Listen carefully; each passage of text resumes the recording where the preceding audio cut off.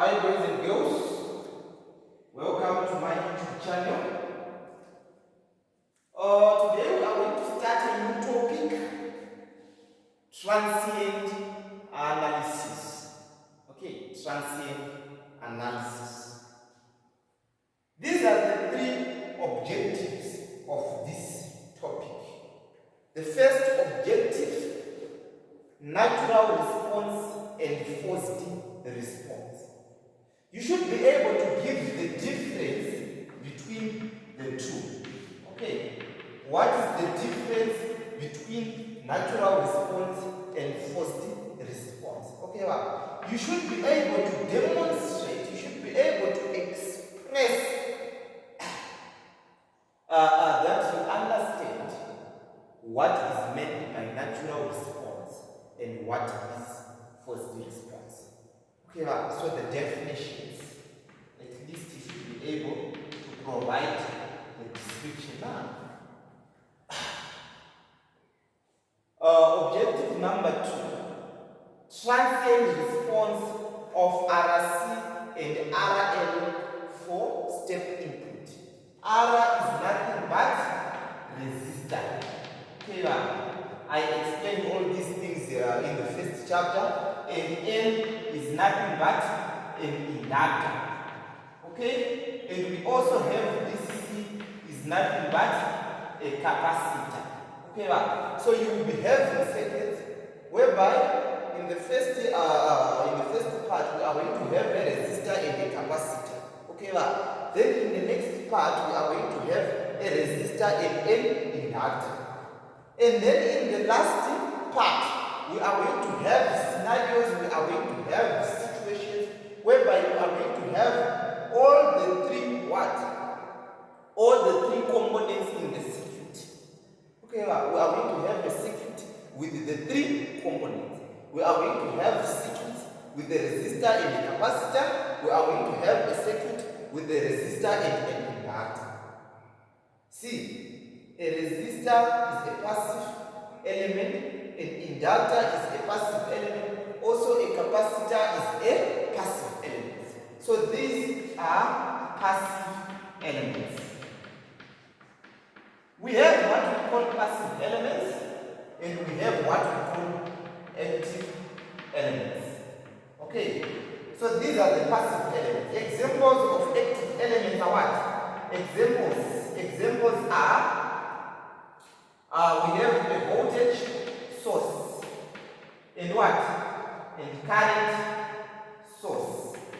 Okay, these are the examples of active elements.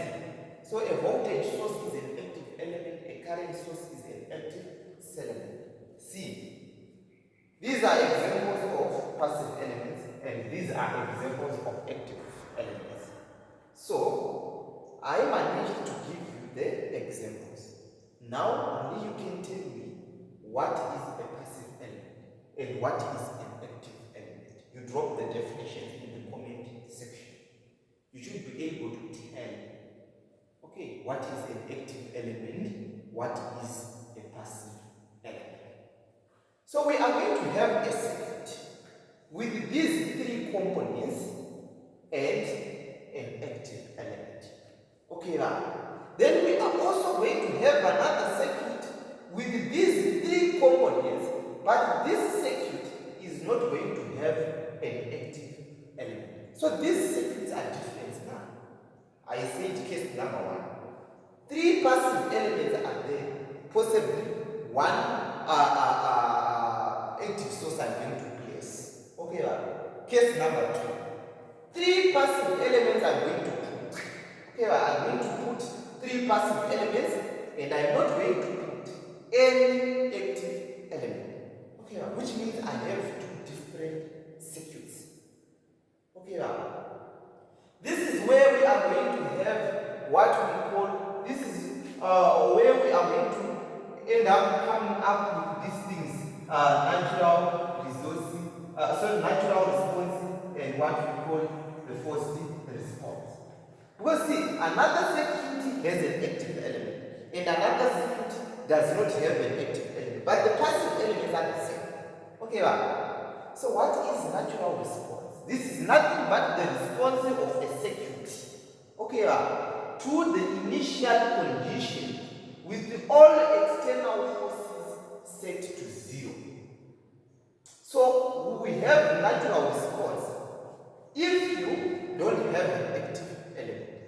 If there is no active element, then we are going to have a natural response. This is the meaning of this. The external forces are set to 0.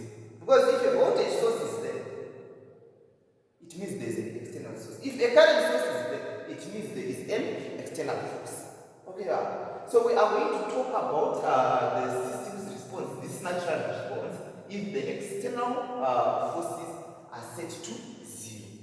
Forced response is the response to external stimulus with 0 initial conditions. So here we'll be having the active element, we'll be having a voltage source. Okay, so the system's response due to the external force is nothing but the forced response. I'm going to tell you about why are we saying the initial conditions and all this stuff in the derivation. So this topic you should be good at deriving, and I think it is going to be easy, especially to those who understand mathematics very well, because it's all about derivations and calculations. Okay, so we are going to do the derivations together. The derivations are simple. The derivations are very simple. Okay, the only thing you should pay attention. This is the only thing you should pay attention. Thank you very much. Have a good day. I'll see you.